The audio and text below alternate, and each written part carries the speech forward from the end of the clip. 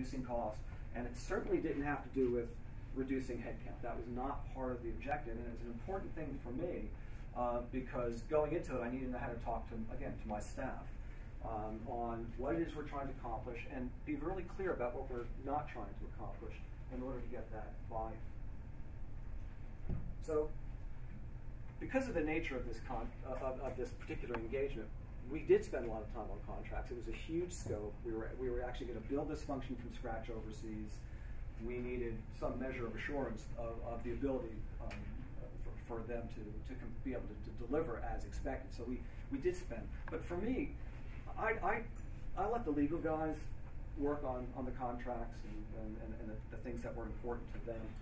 For me, all of the talks that we had sort of around contracts, around how we're going to do this and how we're going to move forward, were perhaps more important because we got to sit down, talk to the folks, really understand what's making them tick, what's in it for them to do the same with us, and really develop sort of a sense of character. Are these the kind of people that we're going to be able to work with over a 5-year period? One of the things that also enabled this, which not really a pathway to trust, was that we did spend time internally on both data standards and processes. We had a really good notion of what we were asking them to be able to do on our behalf. But one of the things that I would say was absolutely critical was my boss and I flew over a one-day trip over to Chennai, and we interviewed quite a few people because as a site lead. And it became really clear when we would talk to these folks, who amongst them were the kind of guys not only had the technical capabilities, but who are the kind of people we're going to be working with them intimately, again, over a 5-year period. And there was one guy who just kind of rose to the top of that list. And my boss and I, even though we interviewed everybody independently, we were both really clear on identifying a guy in whom we could really entrust these operations. And that paid off. That was a very critical step. Okay, so that was having to do with building a function. More recently, we were working on an NDA, still working on that NDA, and I don't have to. You can't really overemphasize the importance of NDA work, right? I mean, it has to happen. It has to be with the right quality.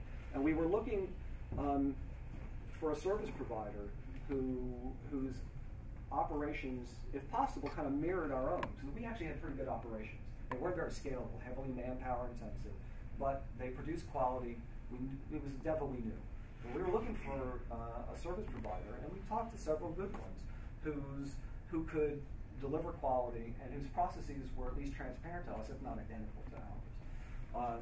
And we were, even though this wasn't necessarily completely transparent to all of our service providers that we interviewed, we were also looking to build a support for an FSP model, a functional service provider model for a long-term relationship where we could depend on this particular, whichever company we selected to serve it in that role.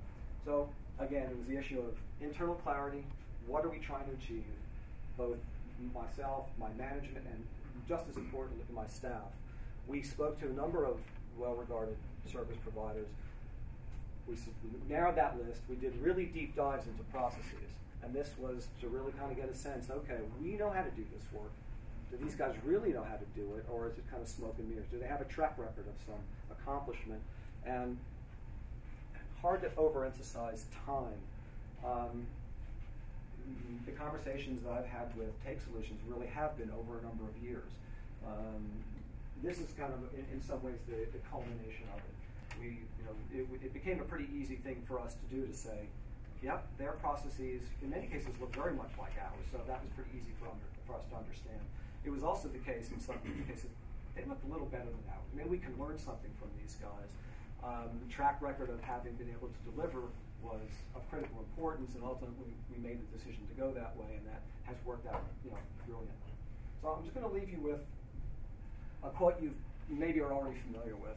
And it comes back full circle to the topic that one of the speakers mentioned this morning about the sand shifting beneath our feet in this industry. Things are changing rapidly all the time. Adaptability strikes me as the single element in order for it to be truly successful. Individually, our staffs, our functions, and the thing I try to drive into my own staff, this is how we're doing it today.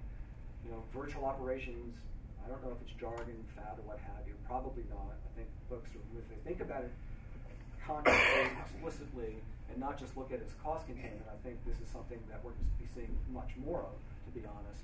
But one thing, as mentioned by pretty much every speaker, the world in this industry, you know, 2 years from now, 5 years from now, is not going to be the same as it is today. And so I'll leave you with Charles Darwin. Folks know who Charles Darwin is. So, and thanks for your attention.